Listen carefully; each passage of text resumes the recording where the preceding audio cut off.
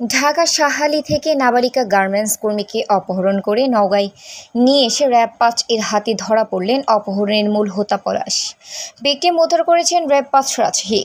আব্দুল আল মুক্তাদির বাথন staff reporter বিশ্বের আলো TV Rajshahi.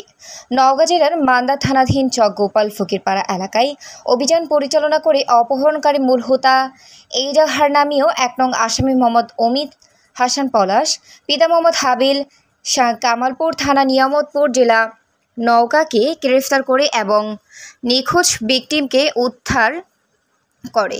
ঘটনা সূত্রে জানা যায়, নিখোঁজ ভিকটিম ও ১ নং বিবাদী পলাশ ঢাকার শাহ আলী থানাধীন একটি গার্মেন্টসে চাকরি করে।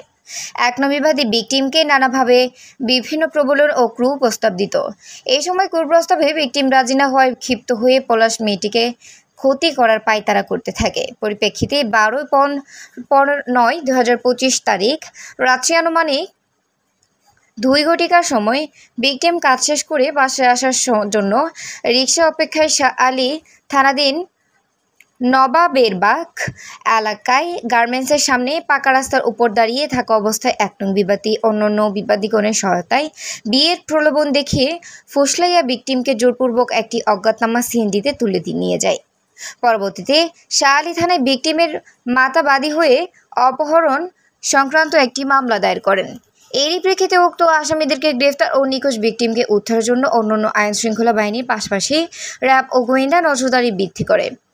তদন্তকারী কর্মকর্তার অধিচারণের প্রেক্ষিতে র্যাব ৫ সিপিএসি এর একটি আভিযানিক দল ১/১/২০২৫ তারিখ আনুমানিক সময় রাত্রি ৩ ঘটিকার নওগাঁ জেলার মান্দা থানাধীন চক গোপাল ফকিরপাড়া নামক এলাকায় অভিযান পরিচালনা করে উক্ত অপহরণকারী মূল হোতা পলাশকে গ্রেফতার করে এবং অপহৃত ভিকটিমকে উদ্ধার করতে সক্ষম হয়।